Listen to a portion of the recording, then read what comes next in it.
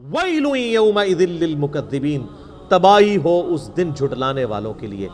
ہَذَا يَوْمُ لَا يَنطِقُونَ، یوم لا ينطقون، یہ ہے وہ دن جس دن وہ بول نہیں سکیں گے۔ وَلَا يُؤْذَنُ لَهُمْ فَيَعْتَذِرُونَ، نہ انہیں یہ اجازت ہوگی کہ وہ کوئی جھوٹے بہانے، کچھ عذر پیش کر سکیں۔ یہ چرب زبانیاں، لمبی زبان، یہ دنیا میں ہی ہے، آخرت میں کسی کی زبان نہیں چلے گی۔ جتنا مرضی کوئی لمبی زبان والا ہے، اللہ کے سامنے کس کی زبان چل سکتی ہے؟ یہ دنیا میں لمبی زبانیں کیوں چلتی ہیں کہ ہم جو فیکٹس اینڈ فگرز ہیں ان کو چھپانے کے لیے آرگومنٹس کرتے ہیں۔ اللہ کے سامنے کون آرگومنٹ کر سکتا ہے کہ یا اللہ میری یہ مجبوری تھی، اس کی وجہ سے میں نماز نہیں پڑھ سکا؟ اللہ کو کون یہ بتا سکتا ہے؟ یہ دنیا میں کہا جا سکتا ہے جو رزق مانا بھی تھے جناب، عبادت ہے نا۔ یہ دنیا میں تو سارے ڈنڈیاں آپ مار سکتے ہیں، اللہ تعالیٰ کو کوئی کہانی کروا سکتا ہے؟ اللہ کو تو کوئی کہانی۔ تو اللہ فرماتا ہے کہ ان کو بولنے کی اجازت نہیں ہوگی، اور اس کی تفسیر تو پھر سورہ یاسین میں آتا ہے نا، الیوم نختم علی افواہہم وتکلمنا ایدیہم، ہم ان کے منہوں کے اوپر مور لگا دیں گے، ان کے ہاتھ اور پاؤں، ان سے ہم کلام کریں گے، وہ ان کے کیے ہوئے اعمال کے اوپر گواہ ہوں گے۔ سورہ حمیم میں سجدہ میں آتا ہے کہ انسان اپنی کھال اور اپنے اعضاء سے کہے گا کہ تم تو میرے تھے، تم میرے خلاف ہی گواہی دینا شروع ہو گئے، تمہیں کس نے زبان دے دی؟ تو کھال اور انسان کے جسم کے اعضاء بول کر کہیں گے ہمیں اس نے زبان دی ہے جس نے ہر ذی روح کو، ہر زندہ چیز کو زبان دی تھی۔ ان کا عذر قبول نہیں کیا جائے گا۔ وَيْلٌ يَوْمَئِذٍ لِّلْمُكَذِّبِينَ، تباہی ہے اس دن جھٹلانے والوں کے لیے۔ ہَذَا يَوْمُ الْفَصْلِ، یہ ہے فیصلے کا دن۔ جَمَعْنَاكُمْ وَالْأَوَّلِينَ، جس دن ہم تمہیں بھی جمع کریں گے اور سارے اولین، اگلے جتنے گزر چکے ہیں تمام اگلوں اور پچھلوں کو اس دن جمع کر لیں گے۔ فَإِن كَانَ لَكُمْ كَيْدٌ فَكِيدُونِ، پس اگر تمہارے پاس کوئی چال ہے تو میرے خلاف چل کے دکھاؤ۔ ہائے ہائے ہائے، یار اللہ بڑا ڈاڈا ہے۔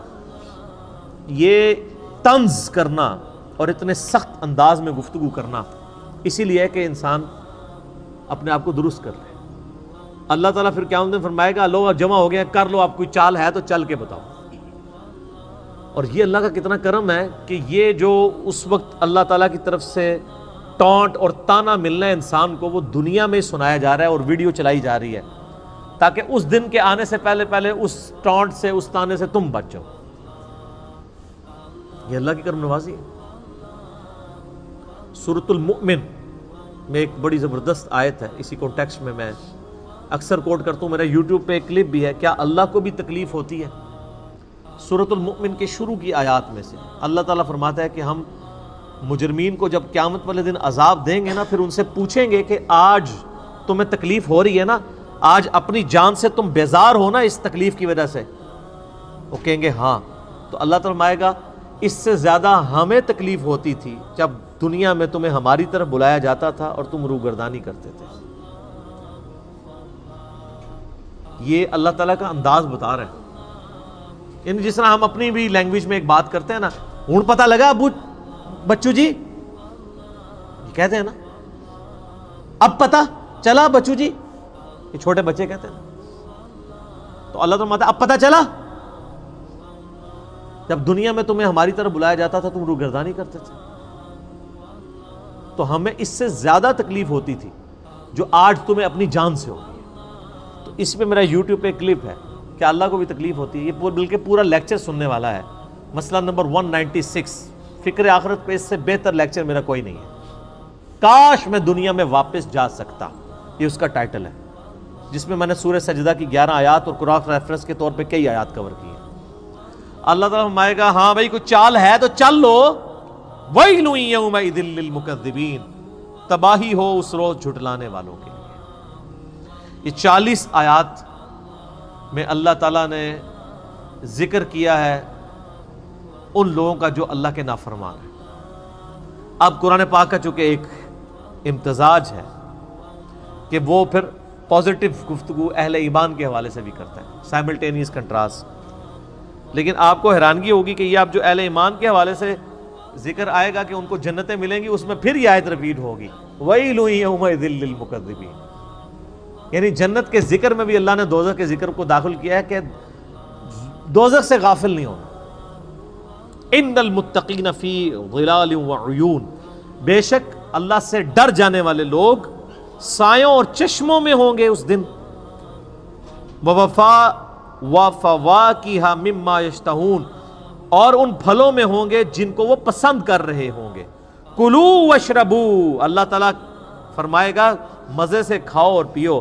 ہنیئا بما کنتم تعملون, ان اعمال کے صلے میں یہاں پہ خوب رچو اور بسو جو تم دنیا میں کیا کرتے تھے.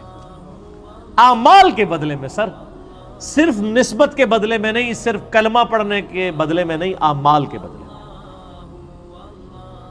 اِنَّا كَذَلِكَ نَجْزِي الْمُحْسِنِينَ, بے شک ہم اسی طرح کا بدلہ دیا کرتے ہیں نیکوکاروں کو.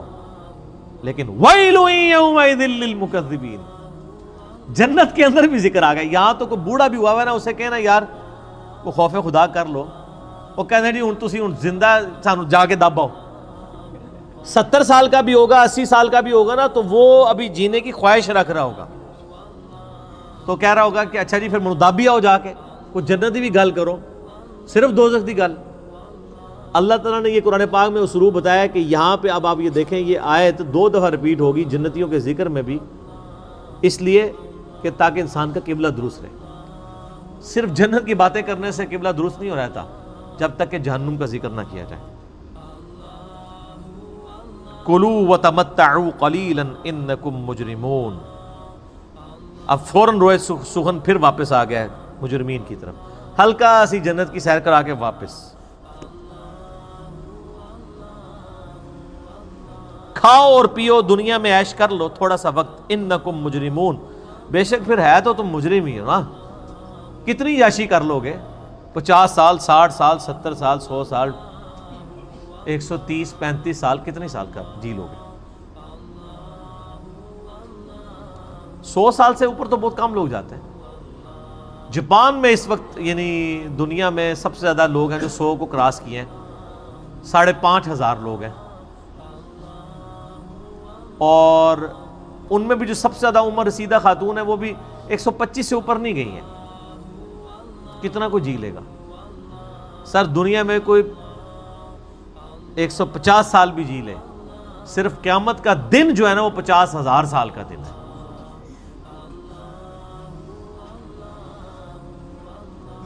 عذاب کی تو بات ہی نہیں ہو رہی, وہ تو کروڑوں اربوں سال کے لیے.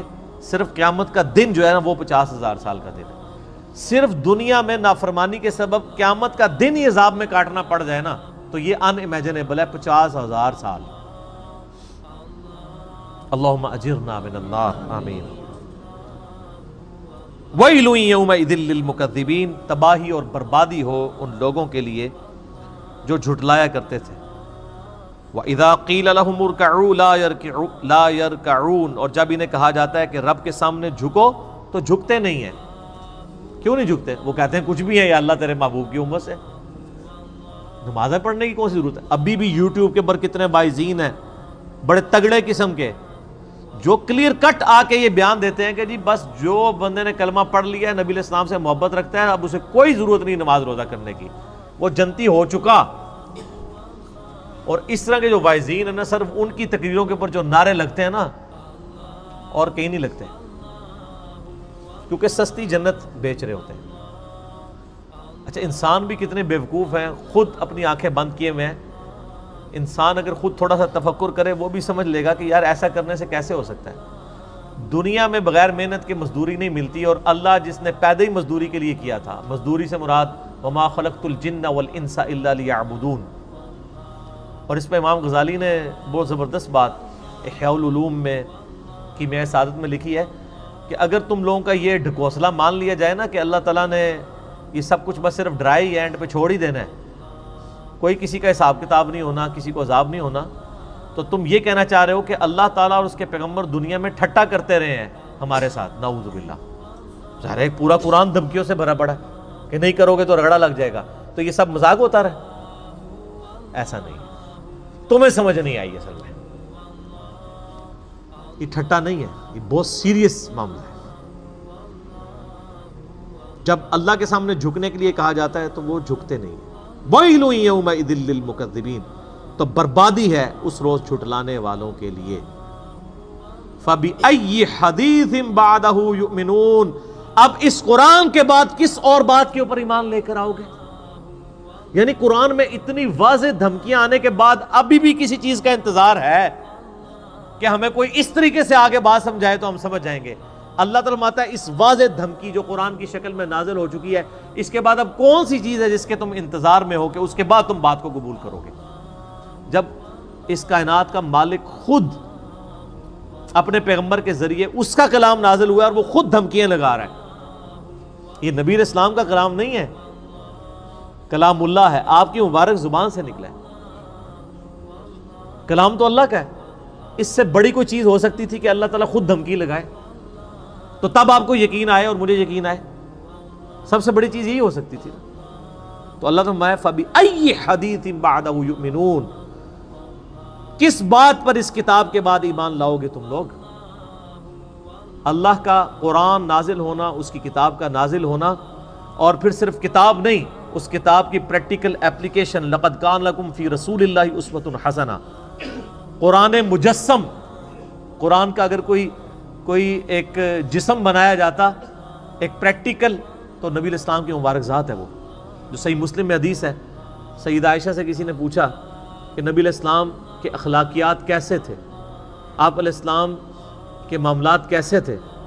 تو انہوں نے کہا قرآن نہیں پڑھتے، قرآن ہی نبی علیہ السلام کے اخلاق. یعنی قرآن کا مطلوب انسان اگر کوئی روئے ارض پہ ہے پریکٹیکل فارم میں، تو اللہ کے محبوب صلی اللہ علیہ وآلہ وسلم کی مبارک ذات ہے. پریکٹیکلی انہوں نے کر کے بھی دکھا دیا، سلیبس کی فارم میں کتاب دے بھی دی اور قیامت تک کے لیے چھوڑ بھی دی. حجۃ الوداع کے موقع پہ بھی فرمایا قرآن چھوڑ کے جا رہا ہوں اور میری سنت. غدیر خم پہ بھی فرما دیا کہ قرآن کو پکڑ لینا، ہدایت پہ رہو گے، چھوڑ دو گے گمراہ ہو جاؤ گے، اور میرے اہل بیت کے ساتھ اس نے سلوک کرنا. قرآن ہی کر کے گئے نبی علیہ السلام. اسی لیے میرے بھائیو، جو میرا پہلا مسئلہ ہے نا، مسئلہ نمبر 1، وہ ہے ہی ہے امام الانبیاء کی دعوت قرآن. اور میرا ریسرچ پیپر نمبر 4 ہے اسی کے اوپر، اس پہ ہم نے ٹائٹل آیت لگائی ہے سورۃ الانعام کی آیت نمبر 19، وَأُوحِيَ إِلَيَّ هَذَا الْقُرْآنُ لِأُنذِرَكُمْ بِهِ وَمَنْ بَلَغَ. اے نبی علیہ السلام فرما دیجئے یہ قرآن مجھے اس لیے وحی کیا گیا تاکہ اس قرآن کے ذریعے میں تمہیں ڈر سناؤں، اور جس تک یہ کتاب پہنچ جائے وہ اس کتاب کے ذریعے ڈر سنائے. فَذَكِّرْ بِالْقُرْآنِ مَنْ يَخَافُ وَعِيدٍ. قرآن کے ذریعے اے نبی علیہ السلام نصیحت کیجئے اس کو جو خدا کی دھمکی سے ڈر جائے. تو نبی علیہ السلام کی دعوت کا تانا بانا ہی قرآن تھا. صحیح مسلم میں اوپر تلے 4 حدیث ہیں کتاب الجمعہ چیپٹر کے اندر کہ نبی علیہ السلام قرآن حکیم ہی پڑھ کے تقریر کیا کرتے تھے، اور اکثر سورہ قاف ہوتی تھی، سورہ نمبر 50 پارہ نمبر 26 کے اندر. تو قرآن کے ذریعے آپ علیہ السلام تذکیر کیا کرتے تھے، اسی کے ذریعے نصیحت کیا کرتے تھے. اسی لیے آپ کو اثر بھی نظر آتا تھا، قصے کہانیاں نہیں تھی بلکہ اللہ کا سچا کلام تھا.